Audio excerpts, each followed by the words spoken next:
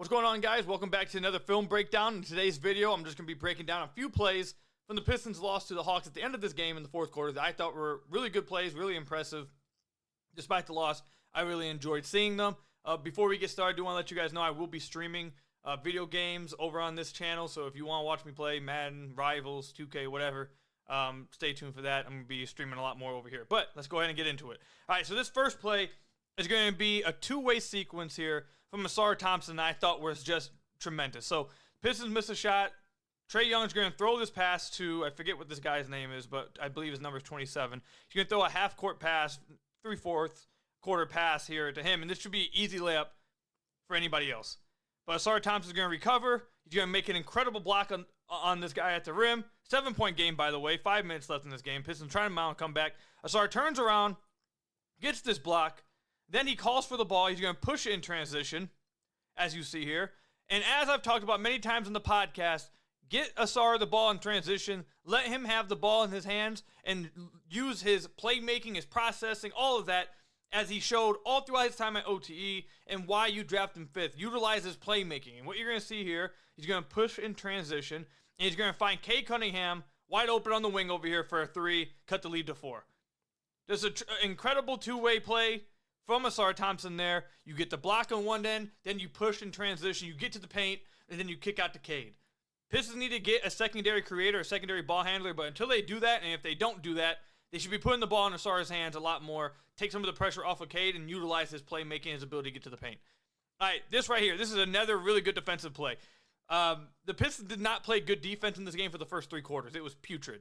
But I thought at the end of the fourth quarter here, they actually had some really nice fourth quarter plays defensively that got them in a position to win this game. And obviously they lose on that game winner to Trae, but I thought they had some really nice defensive plays here. 1 from Tobias, 1 from Ausar, and 2 from Jalen Duren, which we're going to break down. So this one I believe is going to be from Tobias. You're going to see they're going to run this double drag here. They're going to run this double drag for Trae Young. Or not really a double drag, kind of ran out of horn set here. All right, so anyways, he's going to come off this pick and roll with Okongwu. He's going to roll. You see Tobias. He's going to tag down. Tobias is getting ready. He's attentive. He's alert. He's ready. He knows where he has to be. He's going to tag down here. Versus Trae Young, putting 2 on ball against Trae Young is almost always a kill shot because of how incredible of a playmaker he is. You put 2 on the ball, you leave someone open. He's going to find that person that's open. You're going to use his eye manipulation to make someone else get open.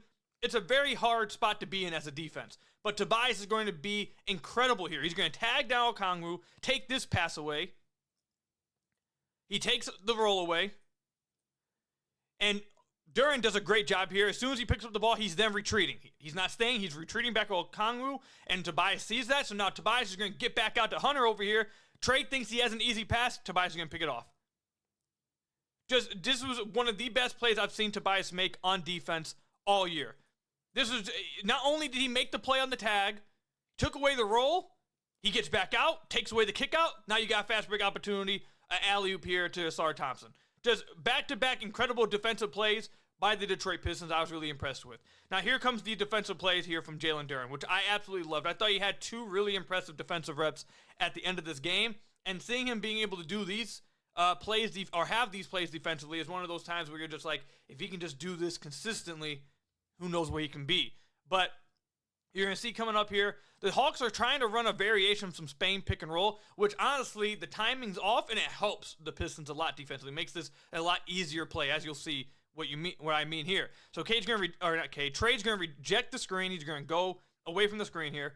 Duren's going to try to get him to pick up the dribble. Trae hits a bounce pass here, but because they were trying to set up a Spain pick and roll, THJ's in a position where he can just get Okongwu to stop for just a second.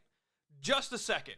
Now, Duren, at other points in the year, would not recover, and Okongwu would just have to beat THJ, and he'd have an easy dunk at the rim. Or Tobias would help down, now Hunter has a wide open 3. But what you're going to see here, Duren comes up, he shows, he does a good job, gets the ball out of Trae's hands, and because THJ is able to get him to stop for just a second, Duren's going to run back, get back into position, recover really well. He gets in position, forces a tough layup by Okongwu. Those are the type of plays. It's not ending in a block. It's not a crazy defensive play. It's not a highlight reel type of play. But it's the type of plays you need to see from Duren. Show, get up, get the ball to the player's hands. If you're going to play high at the level or trap in the pick and roll, come up, get the ball out of his hands, and then recover, get deep enough against your guy rolling, and force a tough shot. really good play, multiple efforts it takes from Duren to make this play happen. There's a really good play from Duren here. Really good play. And then I think the final play here that we're going to break down is just an incredible defensive rim protection rep here from Jalen Duren. They're going to run double screens here. DeAndre Hunter's going to get this. He's going to have a clear lane to the basket, and Jalen Duren's just going to stuff him at the rim. I mean, nothing crazy to break down about that. I mean, that's just as simple. I'm stuffing you at the rim. I'm going to rotate. I'm going to make a play. I'm going to stuff you at the rim. Just as simple as that. I mean, these are the type of plays, and then this one creates another fast break opportunity with Ausar Thompson with the ball in his hands. The Pistons had a chance to win this game.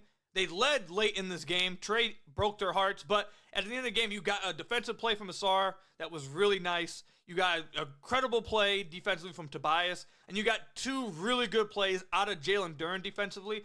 For the majority of this game, terrible defensive game from the Detroit Pistons. But late, you got some flashes from Jalen Duren, which I think is most important. That if he can just turn those flashes into more consistent play, it gives you more belief in him long term. So these are some plays I was really impressed by late in this game when the Pistons were trying to make their run. Let me know what you guys think. Comment section down below. I'll catch you guys in the next one. See y'all later.